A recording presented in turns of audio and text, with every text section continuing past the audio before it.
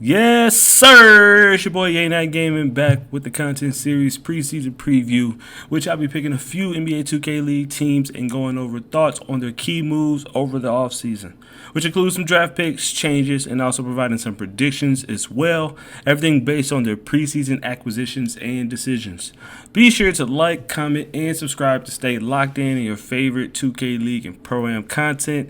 This episode, we're going to go over one of the Mount Rushmore OGs of the Pro-Am community, Famous Enough, and what he's doing over there with Heat Check Gaming. Let's get into it.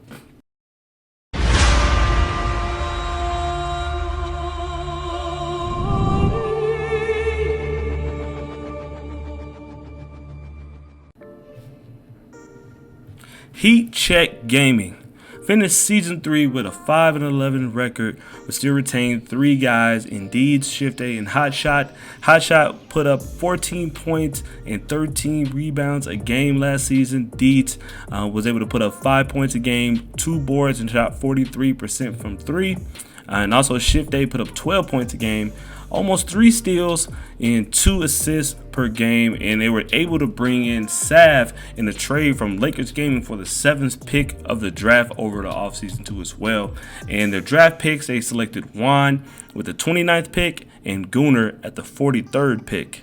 Now, bringing back the veterans in Deeds and Hot Shot, Hot being the only remaining player from the Season 1 championship appearance and will probably be a Heat as long as he wants to or until he retires. So with Deeds, one of the older guys in the league, bringing a lot of mentoring, leadership, and skill to the table, in addition to Shift A, who played exceptional at each position he was placed in games in Season 3.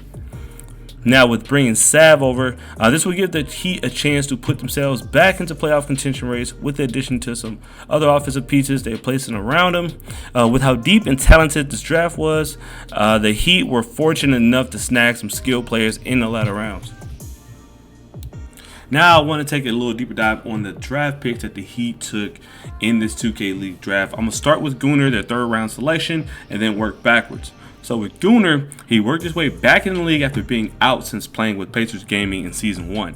One of the better combo guards in the draft and can compete with the ball in his hands and off the ball at the hash. He qualified on North American servers while playing on delay overseas in the UK, and it also gives Heat Check some flexibility on how they scheme up game plans for potential matchups throughout the season.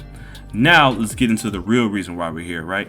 Heat Check Gaming decided to go with Oman Wan with their 29th pick in the draft.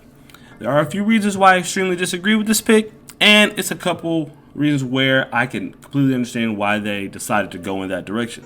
If you can recall, Season 3, Juan was selected to play with Raptors Uprising.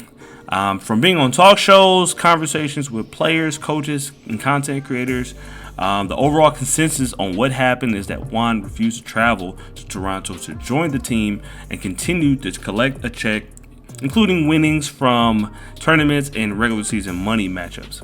See, I tend to mind my business for the most part. I didn't go out my way to ask for everything, for everything. At the same time, I was never given any information outside of that. Each person I've spoken with about this were all pretty consistent with the same intel. So if this is all true, it raises a few red flags to me. One, shows that whatever you did the prior season doesn't matter as long as you know the right people.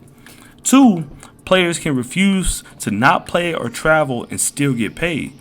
3, takes away a draft spot from someone who worked their tail off and did all the right things to put themselves in that position. Unfair to say the least, but at the end of the day, it is a business, and sometimes it's win by any means necessary. So Famous is in a good spot at the organization, and he's not in this quote-unquote hot seat by any means. So at the same time, the team has to get back to winning games again. So he saw that he had a power forward spot available and decided to take the most talented and most fitting player for the team at this time. And I can't blame him for that. So we all can admit that Juan is a good player and does his job well when he is on the floor. He plays the passing lanes. He knocks down threes in the corner. We've seen him win in big Pro-Am games in the past. And if you've seen the way he played, he is fit to be in the 2K League as a player.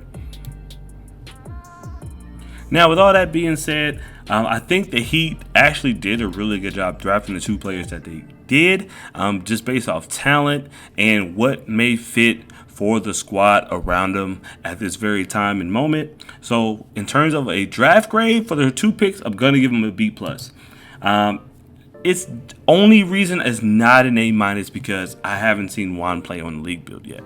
So if Juan was a decent player on the league build and we got all to see it with our own eyes, this would have been an absolute steal. It would have been an AA-, no question. Because I think Gooner is actually pretty good and should get more credit than we give him credit for it, because he played point and sharp exceptionally well. Didn't have a great start with the Pacers at point guard, but he definitely put the work in. He didn't give up.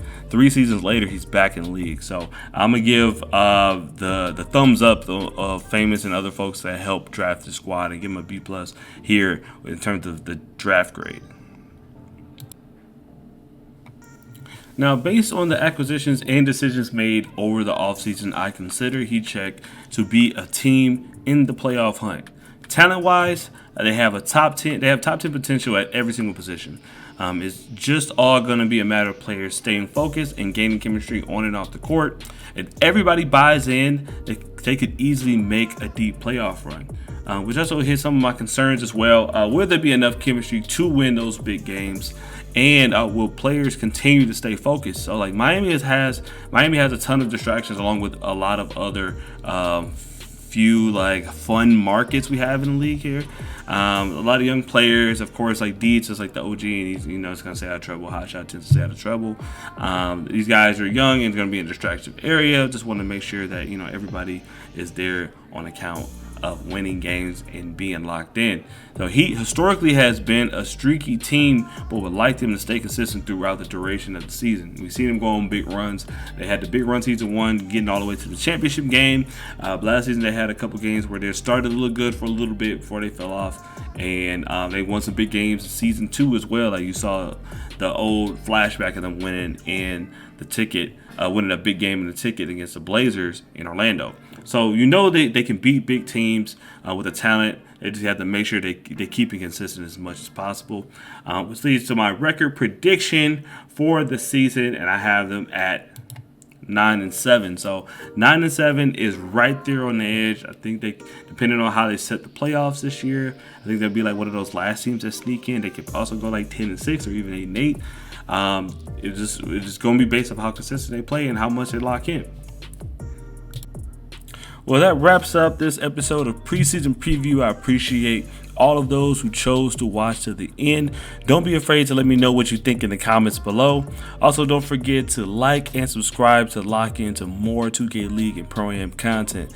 I dropped my socials below the video if you wish to follow me. Click on the links on the screen to enjoy the other Preseason Preview episodes, watch Pro-Am matchups, or enjoy some of the music I've released. Till next time, take care and stay safe.